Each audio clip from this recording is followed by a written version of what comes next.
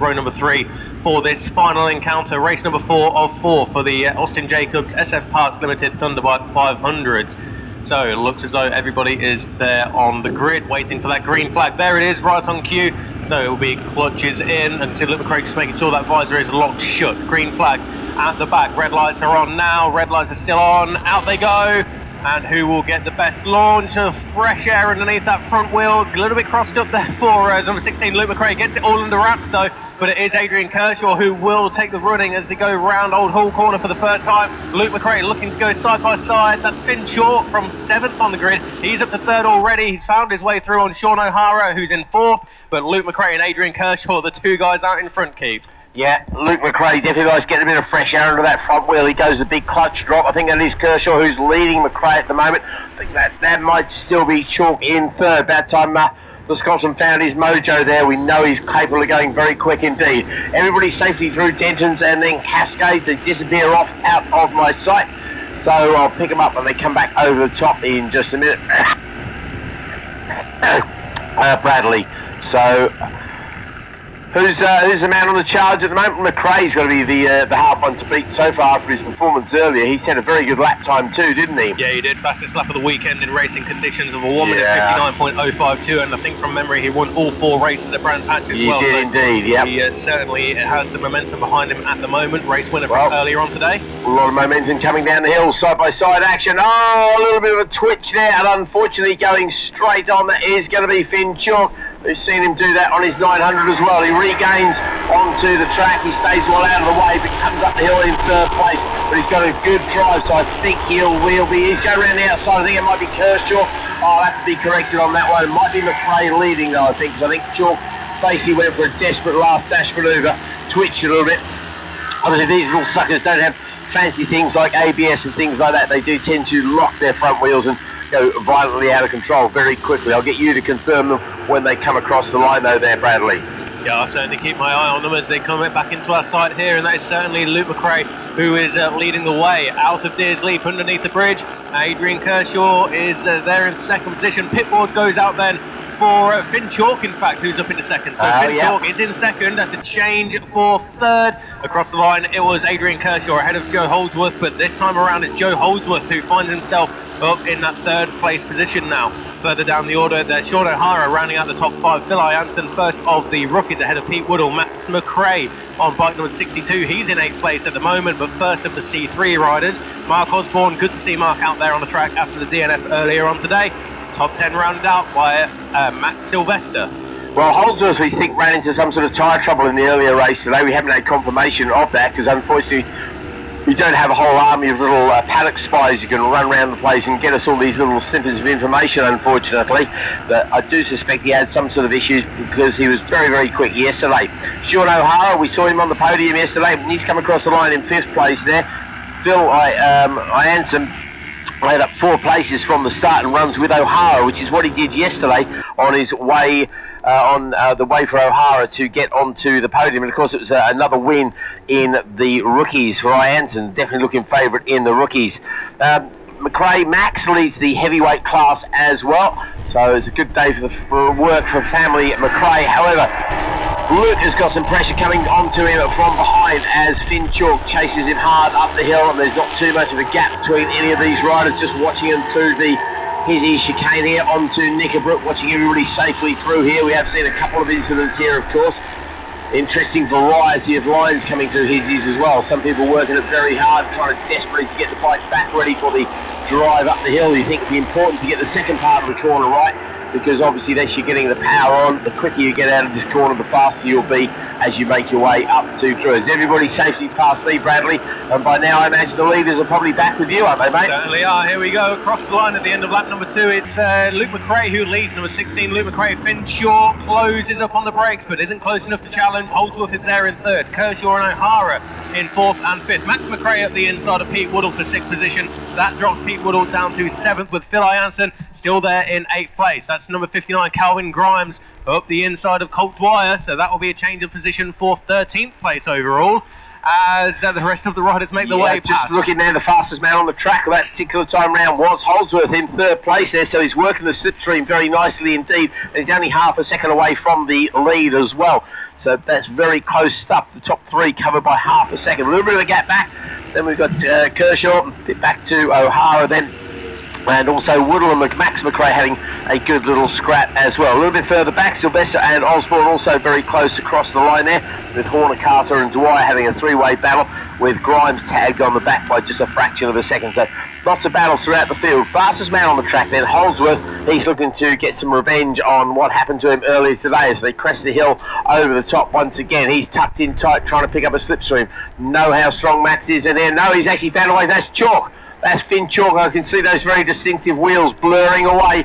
I don't know if you've noticed Finn's wheels, mate, but they're a very, very good effect on them. Makes it very, very noticeable. I don't think I've ever seen that on a bike before, but it definitely makes you know which bike you're looking at. Anyway, he's ahead of McRae now. So Finn Chalk suddenly the man to catch, with Holdsworth hanging on there and Kershaw just trying to catch up. It'll be interesting to see the sector times. I imagine it will be Chalk who will be quickest in that first sector there. It is indeed, and it's a very average time for Holdsworth, though he goes a little bit quicker than McRae as well. So I think Luke's going to have his work cut out if he wants to claim another 25 points here, Bradley. Yeah, it's going to be a tall order, isn't it, as they come around to complete lap number 3, and that will mean that we are approaching half race distance then, as Finn Chalk leads Luke McRae. But here comes Luke McRae. Can he get the inside? No, not this time around. And I see what you mean about Finn Chalk's wheels. I think the only time I've seen something like that on wheels is normally in Supermoto, but as you say, it makes it very easy to spot with them blue and white wheels. I thought you were going to say Super Mario Kart. That too. So there goes Max Sylvester, Mark Osborne and Jamie Horner having a good fight. A little way back, that looks to be Colt Dwyer, who's just keeping Ian Carter and Calvin Grimes at bay. It looks like we've got another three-way fight just behind them as well, but all eyes on the front.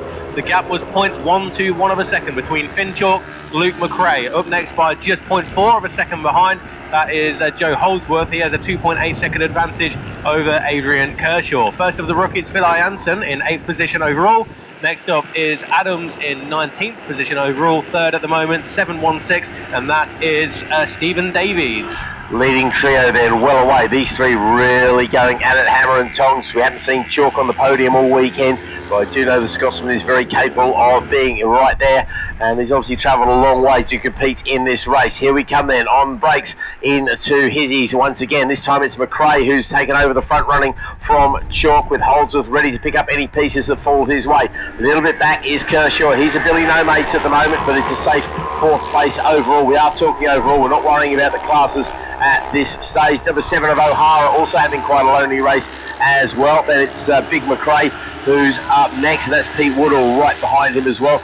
And then the impressive rookie Phil Janssen behind him, and then come the rest of the field. Pretty much everybody's got somebody to play with here. Oh, somebody being a bit lonely, but not to worry. Got them just up to prove me wrong. Go on, mate. Up at Lodge here, and it's Luke McRae who leads the way. He's gone purple in sector number 1, Keith, as you said. Finn Chalk is there in the middle of that three-way sandwich, because Joe Holdsworth looks like he's trying to close that gap as well. Across the line again, pit boards go out for Finn Chalk, looking for that inside. Not quite close enough, but he is so strong onto the brakes. Into Oakhall corner is the Scotsman of Finn Chalk. He looks like he's got the run on Luke McRae up the inside into Denton's. I think he may have got that done, Keith. Luke McRae just having to give way for the race lead, because Finn Chalk was muscling his way through. He's muscled his way through, yep. He's given it the full Saltire charge there, and Holdsworth just dropping off the back by a little bit. I think he might have lost the toe, actually. I think he's at 6 or 7 bike lengths behind, which is that critical kind of toe point that you need to be able to stay in the toe. Hopefully he can make it back up in some of the twisty bits, but Chalk has most definitely hit the front, and he's looking through. I think it'll be Finn's first gold medal with us, actually, because I don't recall him racing too much with us last year at all. So if Finn can pick up a gold medal, that'd be absolutely brilliant. That'd make the long drive back to Scotland a lot easier, I think. Just a quick one, Keith. We've got a couple of riders returning to the pits. One of those is 110 Will Kearney, and the other one just coming down pit lane now was number 43 of Max Sylvester, the man from Horncastle.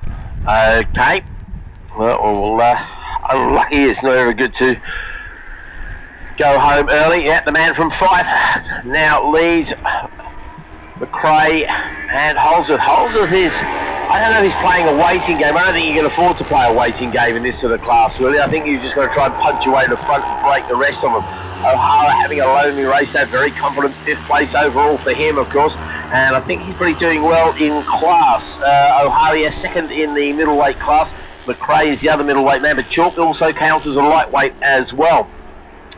That big battle in the middle, yesterday's race winner involved in it.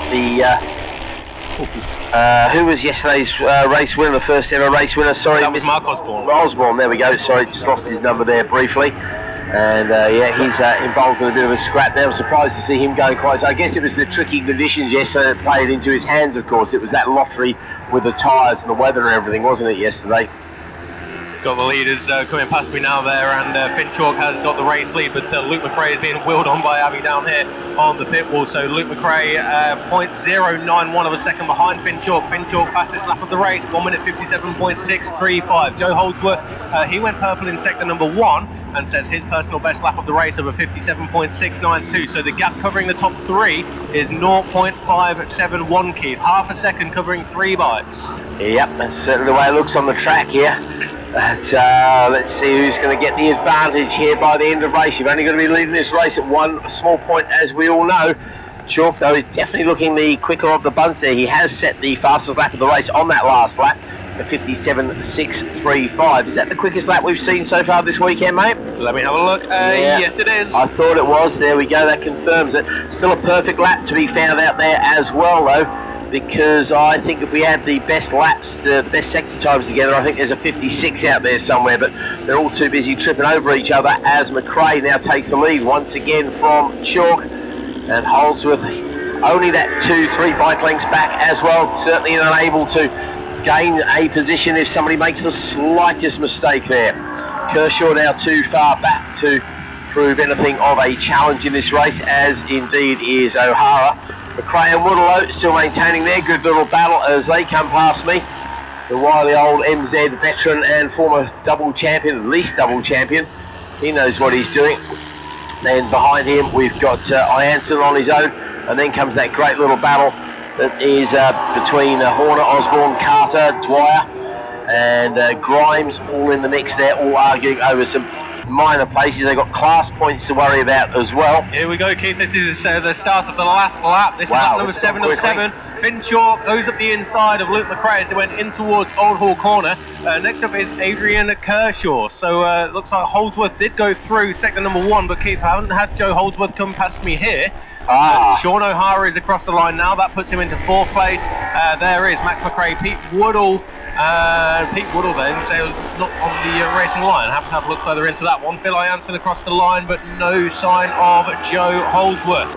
The man on bike number 38, seemingly dropping out of the race on the penultimate lap, but across the line, Luke McRae, 1 minute 57.407. That's the fastest lap of the race, fastest lap of the weekend for the Thunderbike 500s. Just goes to show how much he wants this win. Yeah, no, he desperately wants this win. He really does. Somebody else pulling to the side of the track on the way down the hill there as well, so that's going to need recovering.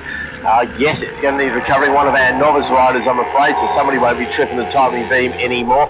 Yellow flag waving there at the top of the hill. Obviously the leaders are going to come over. It's a popular overtaking spot. It's exactly what I think the plan was for McRae, but he's had to pull it in because of the yellow flags. They're back into the green zone at the chicane here. They're literally separated by a bike length.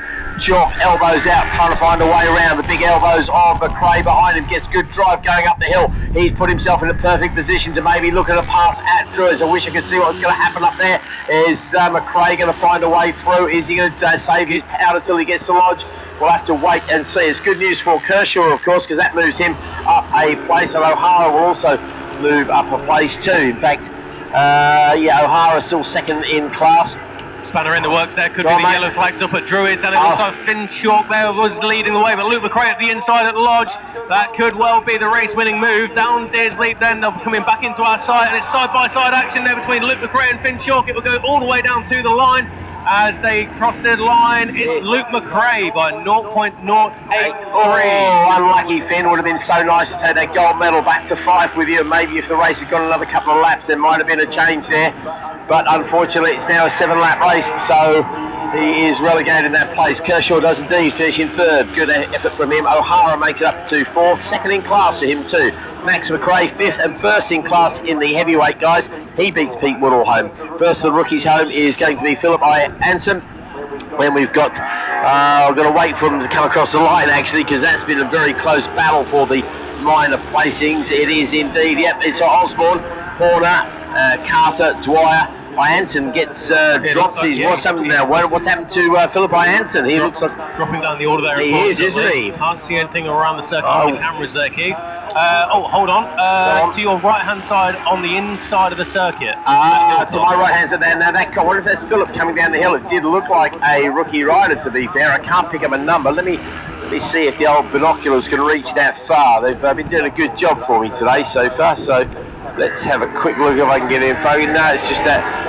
No, I need to go to Specsavers, I'm afraid, Bradley. I just can't quite make that one out. I'm going to tell you it's a rookie rider. I wonder if that is Philip. Well, the good news there is for, I think, is it Paul Adams, the Gillingham rider, who now claims the rookie win there?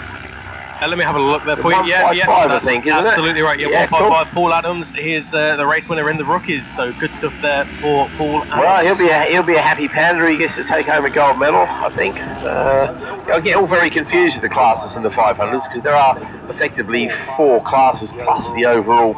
But yeah, Max Maud finishing as well there. So we lost a couple of bikes along the way, and most notably, of course, Joe Holdsworth. Joe Baldry didn't make the start either. They're not sure what happened to big boil on the bum Baldry, as he's known to his friends. It's the first time I've mentioned it all weekend, so be grateful for that, Joe. And hope to see you out another time